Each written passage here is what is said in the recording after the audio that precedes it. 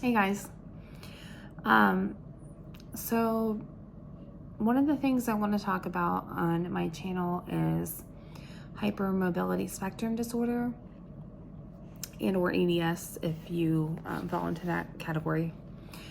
I got diagnosed with hypermobility spectrum disorder about a year and a half ago. Not EDS, just on the spectrum. One of the reasons I want to make this video is because when I first found out I had the diagnosis, I really didn't know much about it. And I was trying to search myself on YouTube to see anything that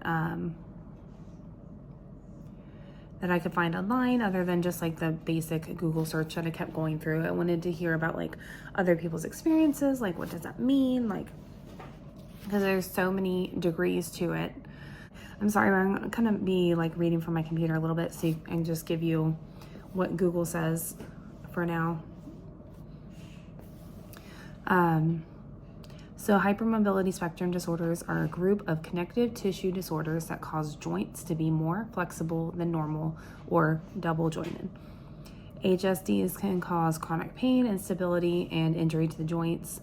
Other symptoms include fatigue, headaches, gastrointestinal issues, autonomic dysfunction, mood disorders like anxiety, depression, and panic attacks, easy bruising, poor wound healing, stretchy or soft skin. So those are some of the symptoms. HSDs are most common in children and young people, but can sometimes continue into adulthood. The severity and combination of symptoms varies from person to person. It can fluctuate over time. Symptoms are often triggered by physical exertion, stress, illness, or injury. They can be challenging to diagnose because of their wide range of symptoms and lack of awareness. Now, an accurate diagnosis is important because it can help guide appropriate care. So I just kind of want to read that so you kind of know a little bit about what it is from Google. So basically, from my words and from what I'm hearing from my doctor, in my own words, I guess I would say it's a connective tissue disorder. It affects the connective tissue in your body, which you have connective tissue in your ligaments, your tendons, your eyes, your bladder, your bowels. That's all I can think of at the moment. So it can affect all of those things, or one or two of those things. It can, everyone has varying degrees. They say sometimes it's worse when you're young, until you grow into your body structure. Sometimes it can get worse as you age.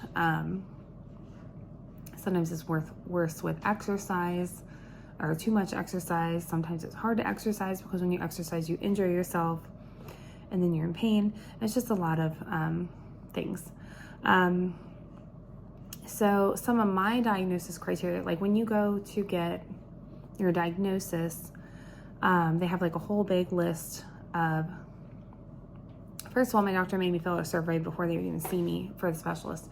And then when you go to the specialist, there's like a whole list of things that you have to check off whether or not you've experienced that. And then they'll see if that, and then a physical exam will see whether or not you, I guess, qualify for the disorder or for the hypermobility or the EDS, which is the Ehlers-Danlos syndrome, which is a more extreme, I believe.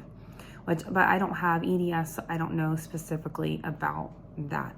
So I'm hypermobility spectrum disorder, so I'm on the spectrum, but not specifically EDS.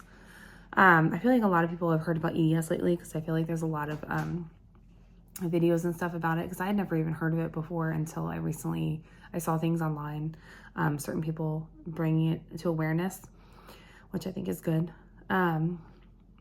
But anyway, some of the symptoms that I had off the top of my head I can think of is what a lot of people say, if you have like weird joints, I don't want to do my party trick, they call it right now, your weird double joints. Being double jointed isn't actually a thing. It's not the actual joints, it's just your ligaments are like overly stretchy. So if people say you're double jointed for like different things, like, you know, my elbows are very double jointed or overly flexible. So if you have things like that, like you, along with other things, you might want to look into it yourself. But so my elbows are very overly flexible. My kneecaps a little bit will overflux. They will go in and out of place, especially my right knee.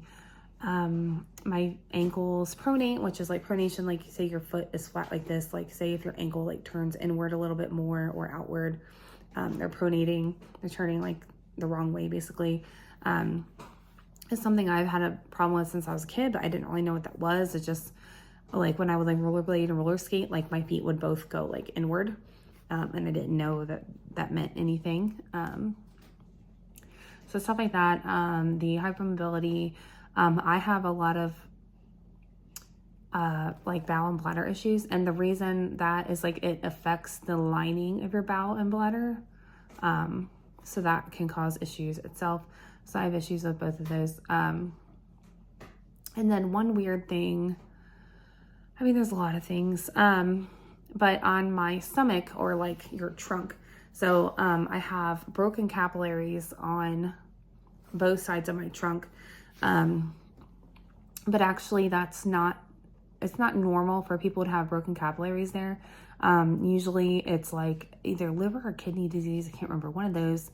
It's usually a sign of that or another health disorder. Like people don't normally have broken capillaries on there. So if that's something you notice, you might want to look into that too, because that's not a normal thing for people to have. So that, there's like these things, I'm flat-footed, which is like your foot, I guess, overextending, flat-footed. There's these things in the bottom of your feet, like I think called papules or something, like on the back of your heel, like on the bottom, the squishy part of your foot. You can have papules. So they look for that stuff when they do your exam to see whether or not they think you have it. So those are some of the symptoms I had.